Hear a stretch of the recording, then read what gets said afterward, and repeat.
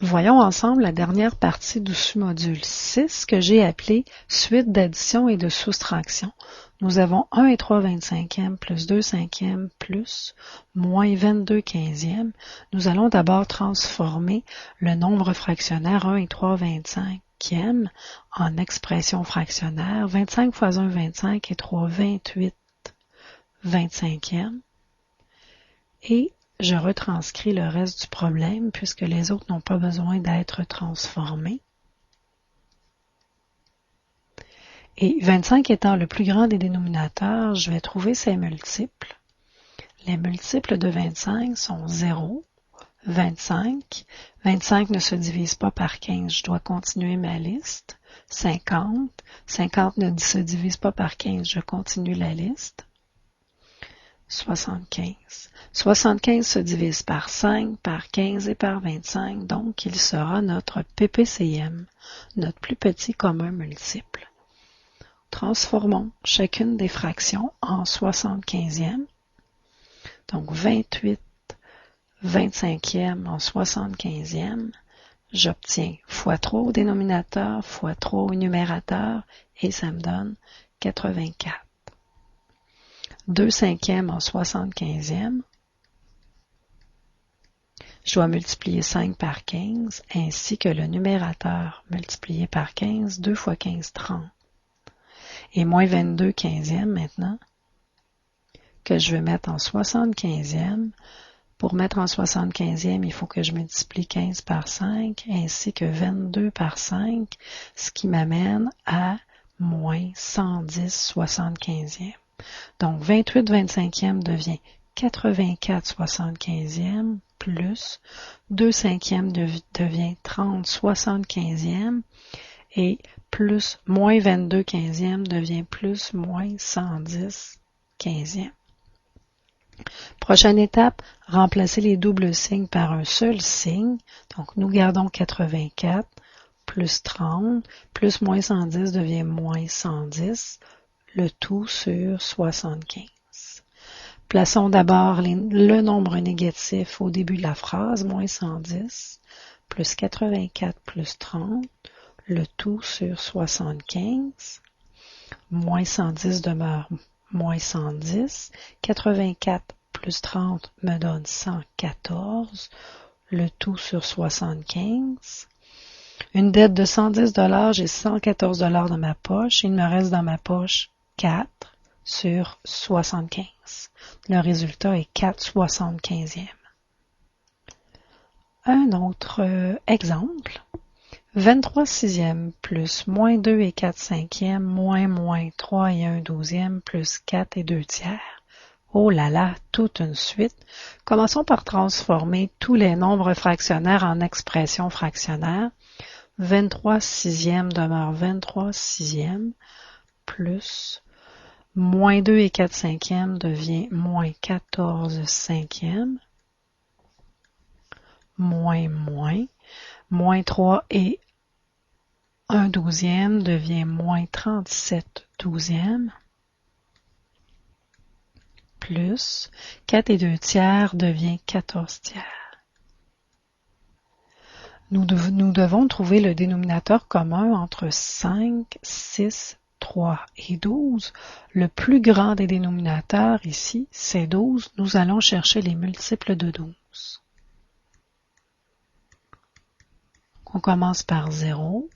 12. 12 ne se divise pas par 5, on continue. 24. 24 ne se divise pas par 5. 36. 36 non plus, on continue. 48 ne se divise pas par 5. 48 plus 12, ça m'amène à 60. 60 se divise par 6, par 5, par 12 et par 3. Donc 60 sera notre PPCM. Donc notre dénominateur commun sera 60. Nous allons prendre chacune des fractions et les transformer en soixantièmes. 23 sixièmes en soixantièmes, il faut diviser le 6 en bas par 10, donc le numérateur aussi par 10 qui m'amène à 230. Moins 14 cinquièmes en soixantièmes. Il faut que je multiplie 5 par 12, ainsi que 14 fois 12. 14 fois 12, il va falloir que je le calcule sur mon papier brouillon. 2 fois 4, 8. 2 fois 1, 2. 1 fois 4, 4. 1 fois 1, 1. Ça m'amène à 168. Donc, moins 168 soixantièmes. Ensuite, nous avons moins 37 douzièmes que je veux aussi mettre en soixantièmes. Je multiplie 12 par 5 ainsi que 37 par 5. 37 multiplié par 5 me donne 5 fois 7, 35. Je pose 5, je retiens 3. 5 fois 3, 15 et 3, 18. Moins 185 soixantièmes. Je vais avoir besoin de ces fractions-là tantôt. C'est la dernière que j'ai à transformer. Ah, bien non, il m'en reste une. Le 14 tiers, celle-là aussi, je dois la mettre en soixantième. Donc, 3 fois quoi qui me donne 60? 3 fois 20. Donc, 14 fois 20 me donne, si je le fais sur mon brouillon, 14 fois 20. 0 fois 4, 0. 2 fois 4, 8. 2 fois 1, 2, donc 280. 23 sixièmes devient 230 soixantièmes, plus, moins 14 cinquièmes devient moins 168 soixantièmes, moins 37 douzièmes devient moins 185 soixantièmes, plus 14 tiers devient 280 soixantièmes. Tous les doubles signes doivent être modifiés, doivent être transformés en un seul signe. Donc, nous obtenons 230, plus moins devient moins 168, moins devient plus 185 et 280 reste tel quel. Le tout sur 60. Plaçons notre dette en premier, 168, plus 230, plus 185, plus 280, le tout sur 60. Faisons le total des nombres positifs. Je vais me placer sur mon papier brouillon ici. Donc 230, plus 185, plus 280. 0 plus 5 plus 0, 5. 3 et 8, 11. 11 et 8, 19. Je pose 9, je retiens 1. 1 et 2, 3. 3 et 1, 4. 4 et 2, 6. 695. Donc, moins 168 plus 695, le tout sur 60. Ensuite, je vais prendre mon 695 et je vais lui enlever 168. 5 moins 8, ça se peut pas, j'emprunte. 15 moins 8, 7. 8 moins 6, 2. 6 moins 1, 5. Donc, plus 527 soixantièmes. C'est une expression fractionnaire que je peux transformer en nombre fractionnaire. Comment? C'est en prenant 527 et en le divisant par 60. Donc 60 rentre combien de fois dans 527? 8 fois. 8 fois 0, 0. 8 fois 6, 48.